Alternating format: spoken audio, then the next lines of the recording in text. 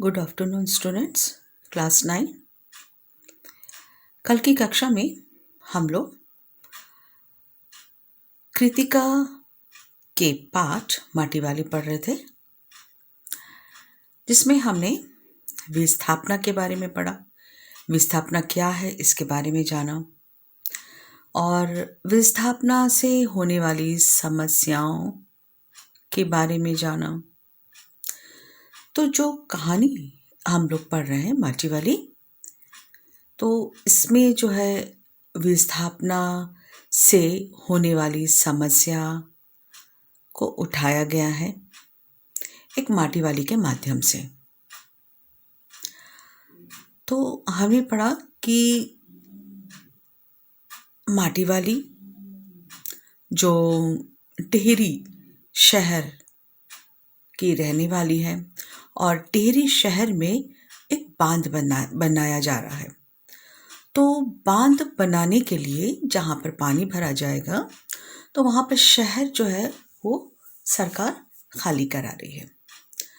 तो जिन लोगों की ज़मीन है, जिनकी अपनी ज़मीन है, जिनके अपनी ज़मीन के कागज़ वगैरह है और जिनका व्यवसाय है और उसके कागज़ वगैरह है, उस जगह के कागज़ वगैरह है, तो उसे जो है वो ज़मीन को जो है सरकार ले लेगी और उसके बदले में या तो किसी दूसरी जगह पर उनको रहने के लिए जगह दी जाएगी, मकान दिया जाएगा, ज़मीन दी जाएगी, या फिर उसके बदले में कुछ धन दिया जाएगा। लेकिन ऐसे बहुत सारे लोग होते हैं जो किराए के मकान पे रहते हैं, जिनका अपने नाम पर कोई ज़मीन जगह नहीं होती है। तो ऐसे लोगों का भी व्यवसाय तो चलता है, रोजी रोटी वो भी कमाते हैं, रहते हैं, बरसों से वो एक जगह पर रहते हैं, लेकिन उनकी अपनी कोई ज़मीन नहीं होती है। ठीक है, जहाँ पर वो व्यापार करते हैं, बिजनेस करते हैं, तो वो दुकान वगैरह भी उनके नहीं होते हैं। तो जब ऐसी जगहों को सरकार लेती है तो जिनकी ज़मीन है उनको तो जो है सरकार दूसरी जगह दे देती है या फिर पैसा देती है, लेकिन ऐसे बहुत सारे लोग होते हैं जिनका अपना कुछ नहीं होता है। तो समस्या ऐसे लोगों की भी है। एक तो एक जगह से उठकर दूसरी जगह जाना, दूसरी जगह नए सिरे से अपना व्यापार शुरू करना, नए सिरे से अपने आप को दूसरी जगह एडजस्ट करना काफ़ी कठिनाई होती है। ठीक है, तो यहाँ पर भी जो है लेखक ने माटी वाली के माध्यम से इस समस्या को उजागर किया है। ठीक है, तो भागीरथी और भिलांगना दो नदियों के तट पर बसे टिहरी शहर में एक बांध बनाया जा रहा था, इसलिए शहर को उजाड़ा जा रहा था। मतलब लोगों को उस जगह को खाली कर दूसरी जगह जाने के लिए कहा जा रहा था। उस जगह पर ज़मीन पर पानी भराना था। इस कहानी में माटी वाली के माध्यम से विस्थापना की समस्या को बताया गया है। इस कहानी में एक बुढ़िया है माटी वाली, जो कद से छोटी है, चिकनी है। वो जो है मिट्टी बेचती है। सारा टिहरी शहर उसे जानता है। क्यों? क्योंकि वह एक अकेली है जो लोगों को मिट्टी बेचती है। उसका कोई प्रतिद्वंदी नहीं है, यानी उसके तरह कोई और मिट्टी बेचने वाला वहाँ पर कोई नहीं है। तो माटी वाली का जो घर में वो अकेली है, उसका पति है, लेकिन वो बीमार रहता है, शरीर से लाचार है, वो कोई काम नहीं कर सकता। इसीलिए माटी वाली अनपढ़ है, कोई उसे रोज़गार, वो क्या काम करे उसे नहीं मालूम। तो वो जो है लोगों को माटी खाने से वो मिट्टी खोद कर लेकर आती है और घर घर में मिट्टी देती है, जिसके बदले में उसे कभी कुछ पैसा मिल जाता है, कभी कुछ सामान मिल जाता है, रोटी वगैरह मिल जाती है, और इस तरह से उसका गुजर बसर होता है। ठीक है, तो माटी वाली का अपना कोई खेत खलियान नहीं है और वो जो है एक ठाकुर के बंजर ज़मीन पर झोपड़ी डालकर रहती है, जिसके बदले में उसे ठाकुर के घर में बेगार करना पड़ता है। बेगार मतलब बिना पैसे लिए काम करना, है ना। बुढ़िया का पति लाचार और बीमार है, हरदम घर में पड़ा रहता है। टिहरी भागीरथ और भिलंगाना दो नदियों के बीच में बसा है। मगर यहाँ की मिट्टी रेतीली है। इस मिट्टी से घर और चूल्हे नहीं लीपे जा सकते। इसके लिए लाल और चिकनी मिट्टी की ज़रूरत पड़ती है। पुराने ज़माने में लोग जो है चूल्हा बनाते थे, मिट्टी का चूल्हा बनाते थे, और खाना बनाने के उपरांत जो है फिर नए सिरे से खाना बनाने के लिए उस चूल्हे को लीपा जाता था, मिट्टी से लीप कर साफ किया जाता था। लोग ज़मीन वगैरह भी को अपने जो मकान होते थे, जो छप्पड़ के मकान थे, उनको भी मिट्टी से लेपते थे। तो इसके लिए जो है रेतीली नहीं, चिकनी मिट्टी की ज़रूरत पड़ती थी। और यही मिट्टी जो है माटी वाली एक माटी खदान से, जहाँ पर चिकनी मिट्टी मिलती है, वहाँ से खोद कर लेकर आती थी और लोगों के घरों में देती थी। ठीक है। पर दूर दराज की माटी ऐसी से मिट्टी लाती थी। हर दिन उसे अपने सर पर मिट्टी से भरा कंटा रखे टेढ़ी की गलियों में देखा जा सकता था। हर रोज जो है वो उठती थी, सुबह सुबह जल्दी उठती थी और मिट्टी खोदकर लोगों के घर में सुबह सुबह जल्दी पहुंचा देती थी, ताकि लोग अपने चूल्हे को फिर से तैयार कर सके। जिसे भी ऐसी मिट्टी की जरूरत होती थी वो माटी वाली से मिट्टी लाने के लिए कह देते थे। बदले में उसे कहीं से पैसे तो कहीं से कुछ सामान मिल जाता था। और उस दिन भी जब वह एक ठाकुर के परिवार में मिट्टी से भरा कंटर लेकर पहुंची, तभी एक लड़की ने आकर उससे कहा कि उसकी माँ जो है माटी वाली को बुला रही है और उसके घर में भी उसको मिट्टी की ज़रूरत है। जब उसने ठाकुराइन ने मिट्टी दे दी तो ठाकुराइन ने उसे चाय पीकर जाने के लिए कहा और उसके हाथ में एक 2 रोटी पकड़ा दी और चाय लेने के लिए वो अंदर चली गई। तो माटी वाली जो है एक रोटी जो है वो अपने हाथ में रख लेती और दूसरी रोटी को जल्दी जल्दी अपने एक कपड़े में उसे बांध देती। क्यों? क्योंकि उसके घर में उसका बूढ़ा पति है और उसके लिए भी भोजन चाहिए, क्योंकि वो भोजन पका नहीं पाती है।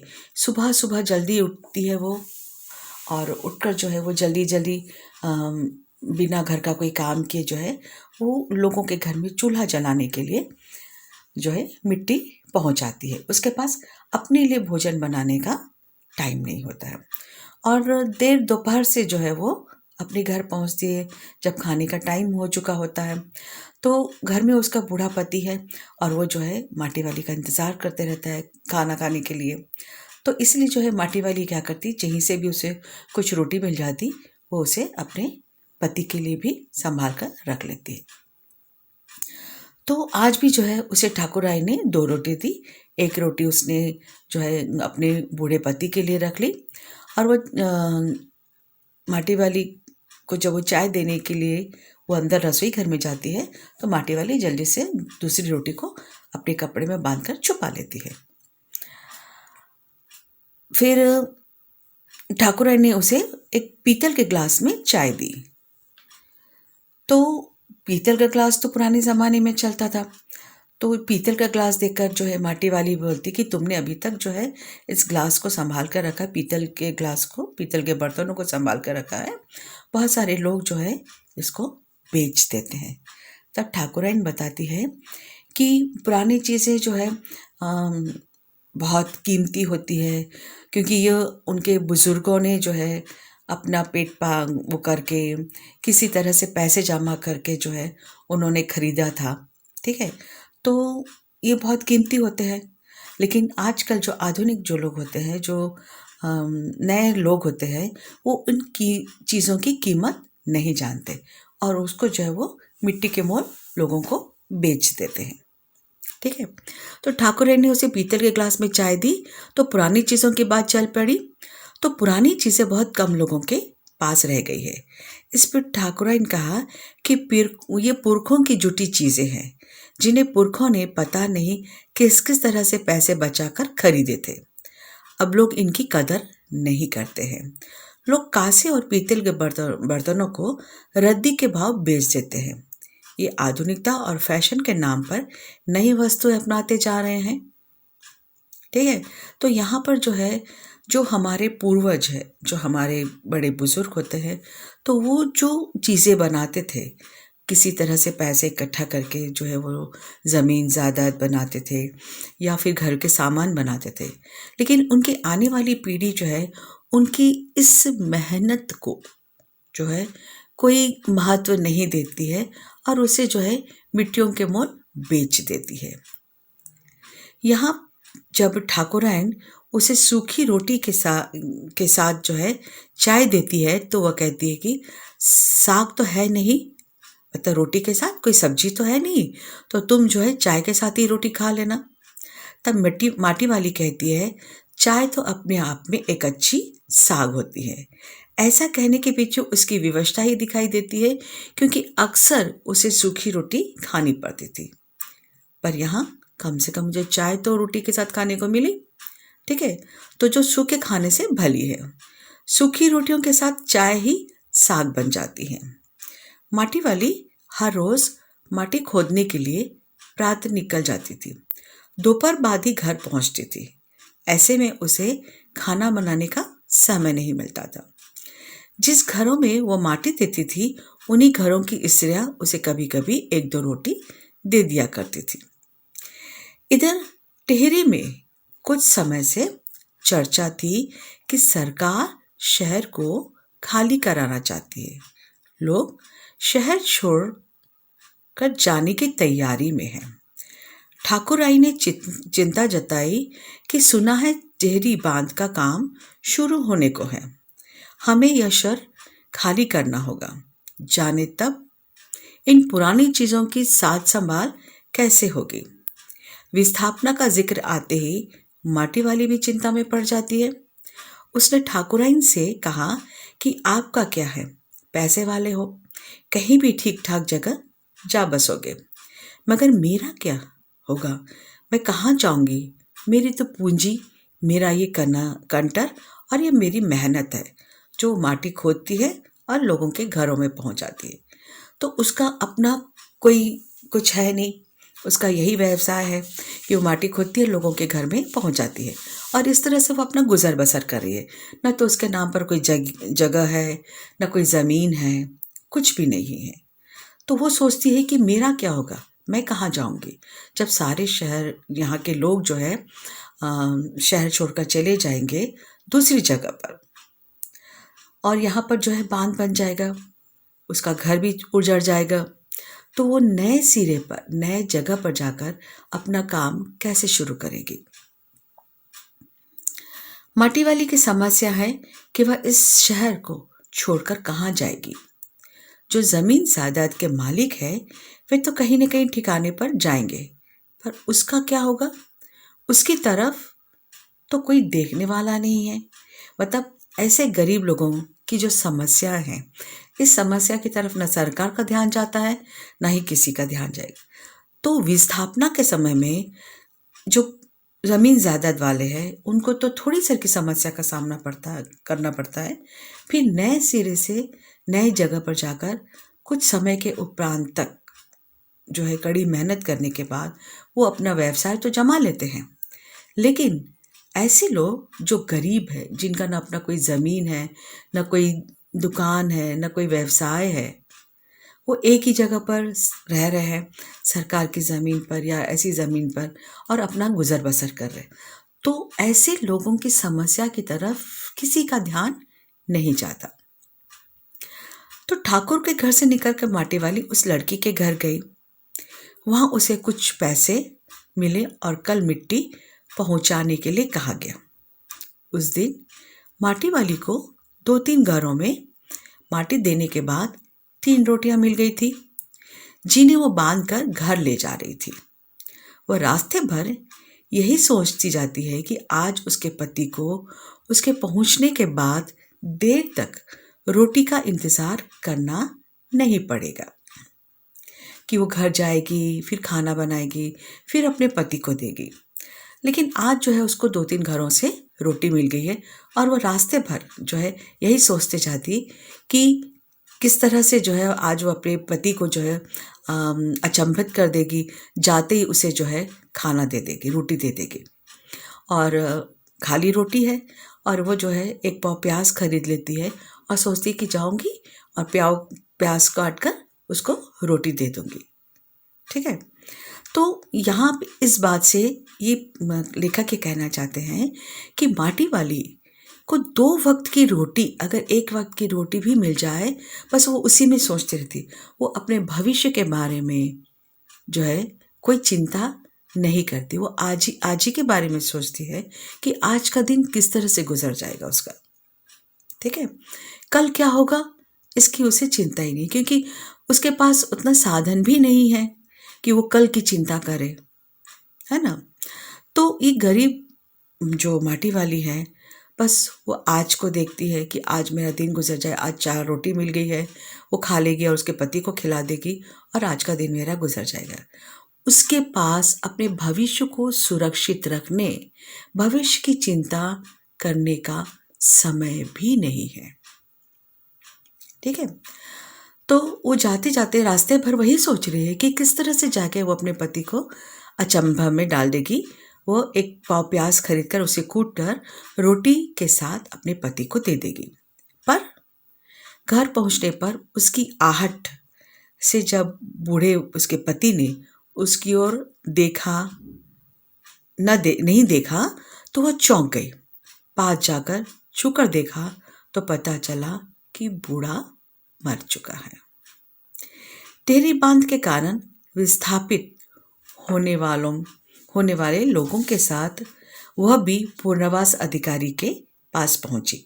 पूर्णवास अधिकारी जो सरकारी अधिकारी है, जो लोगों को जो है उनके जमीन के कागज को देखकर उन्हें दूसरी जगह पर जगह दे रहा है। तो जब पूर्णवास के अधिकारी ने उसे घर का कागज दिखाने के लिए कहा तो उसके पास ऐसा कोई कागज नहीं था। क्यों? क्योंकि उसके कोई ज़मीन ही नहीं थी। वो तो एक ठाकुर के घर के ज़मीन पर अपना छप्पर डालकर रहती थी और सरकारी माटी वाले से ज़मीन से जो है वो माटी खोदती थी और फिर अपना गुजर बसर करती थी। तो आजीवन माटा खाना से मिट्टी खोदकर बेचने वाली के पास घर का प्रमाण पत्र कहाँ से होता? माटा खाना भी उसके नाम नहीं था जहाँ से वो मिट्टी खोदती थी, वो जगह भी उसके नाम नहीं थी। ऐसे में उसे सरकारी सहायता कैसे मिलती? उसने अधिकारी से पूछा, साहब, बांध बन जाने के बाद मैं क्या करूंगी, कहाँ रहूंगी? इस पर उन्होंने कहा कि इस बात का फैसला तो हम नहीं कर सकते। ये बात तो तुझे खुद ही तय करनी होगी कि तू कहाँ रहेगी और कहाँ से अपना व्यवसाय करेगी, किस तरह से अपना पालन पोषण करेगी। ठीक है, कुछ समय के बाद टेहरी बांध की 2 सुरंगें बंद कर दी गई। टेहरी शहर में पानी भरने लगा और पूरे शहर में भगदड़ मच गई। लोग जल्दी जल्दी अपनी जगहों को छोड़कर अपने सामान साज लेकर दूसरी जगह जाने लगे। लोग अपने घर बार छोड़कर भाग रहे थे। माटी वाली की रोजी रोटी चलाने वाली खदान बंद हो गई थी। क्यों? क्योंकि उसमें पानी भर गया था। शहर भर में शहर छोड़कर जाने वालों की